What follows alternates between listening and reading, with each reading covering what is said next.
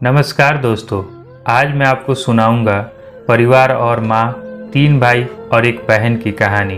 एक गांव में एक सुखी परिवार रहता था। उस परिवार में तीन भाई और एक बहन थी। उनके माँ बाप उन चारों से बेहद प्यार करते थे, मगर बीच वाले बेटे से थोड़ा परेशान थे, क्योंकि बड़ा बेटा पढ़ लिख कर डॉक्टर बन गया और छोटा बेटा भी पढ़ लिख कर इंजीनियर बन गया था। मगर उनका बीच वाला बेटा बिल्कुल गंवार और आवारा ही बनकर रह गया। उनके दो बेटे डॉक्टर और इंजीनियर ने शादी भी कर ली थी और कुछ महीने के बाद ही उनकी बेटी की भी एक अच्छे घराने में शादी हो गई थी। मगर बीच वाला बेटा अभी भी कुंवारा ही रह गया, क्योंकि वह बिल्कुल अनपढ़ था और कहीं पर भी मजदूरी का छोटा सा काम करता था। इसलिए उसे शादी के लिए कोई भी लड़की नहीं मिल रही थी और उसके माँ बाप उससे बहुत परेशान हो चुके थे। अब जब भी उसकी बहन अपने मायके आती तो पहले वो अपने डॉक्टर और इंजीनियर भाइयों से मिलती थी, मगर बीच वाले भाई से वह बहुत कम मिलती थी, क्योंकि वह उससे ज़्यादा पैसे नहीं दे पाता था। लेकिन फिर भी वह अपनी बहन से बहुत प्यार करता था। अब उसके पिता की बीच वाले बेटी की शादी किए बिना ही मृत्यु हो गई।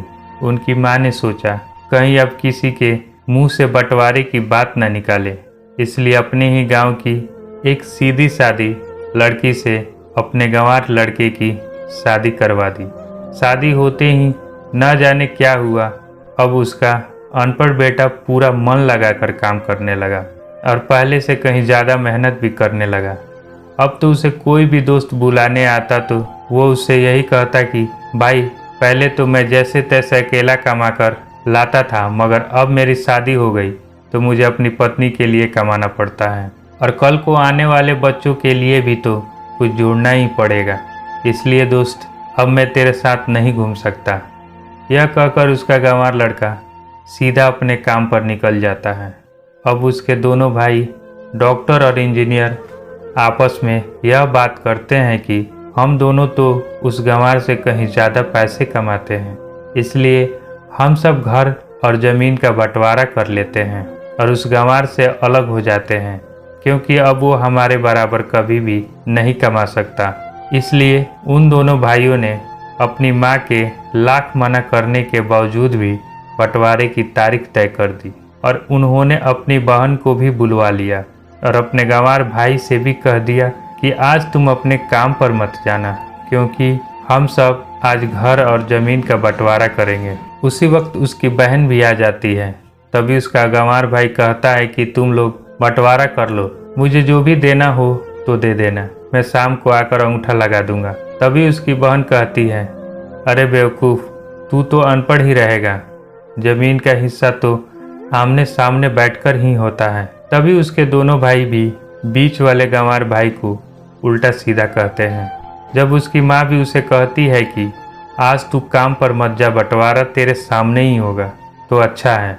उसी वक्त वकील भी आ जाता है।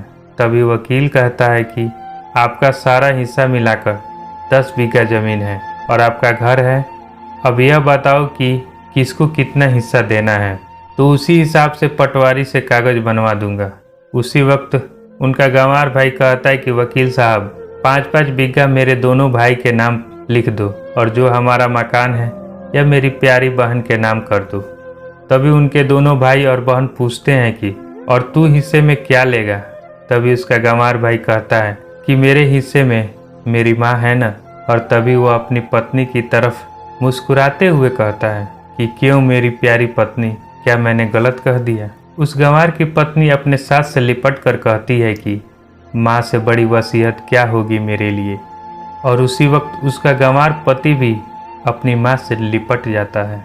गंवार बेटा बहू के इस प्यार ने जमीन जायदाद के बंटवारे के एक सन्नाटे में बदल दिया। तभी बहन अपने गंवार भाई के गले लगकर रोने लगी और कहती है, माफ़ कर दो भैया, मैं आपको समझ नहीं सकी। तभी उसका भाई कहता है कि मेरी प्यारी बहन, इस घर में जितना अधिकार हमारा है उतना ही अधिकार तेरा भी है। और रही बात बंटवारे की, तो बंटवारा नहीं करने से हमारा जीवन रुक तो नहीं जाएगा। क्यों करते हैं हम बंटवारा? क्या हम एक साथ मिलकर नहीं रह सकते? जैसे हम बचपन से मिलकर रहते थे। एक साथ मिलकर रहने को ही तो कहते हैं एक अच्छा परिवार, और उस अच्छे परिवार को संभालती है एक माँ। तभी उसके दोनों भाई भी शर्मिंदा होते हैं और वो बंटवारे के सभी कागजात फाड़ कर फेंक देते हैं। और उस दिन के बाद से ही उनका पूरा परिवार खुशी खुशी एक साथ ही रहने लगा। तो दोस्तों, यह था परिवार और माँ की एक सच्ची कहानी। हमेशा की तरह पूरी कहानी सुनने के लिए आप लोगों का धन्यवाद। दोस्तों, उम्मीद है ये कहानी आपके दिल को छू गई होगी। अगर ये कहानी आप लोगों को अच्छी लगी होगी तो मेरे चैनल को लाइक एंड सब्सक्राइब जरूर करें।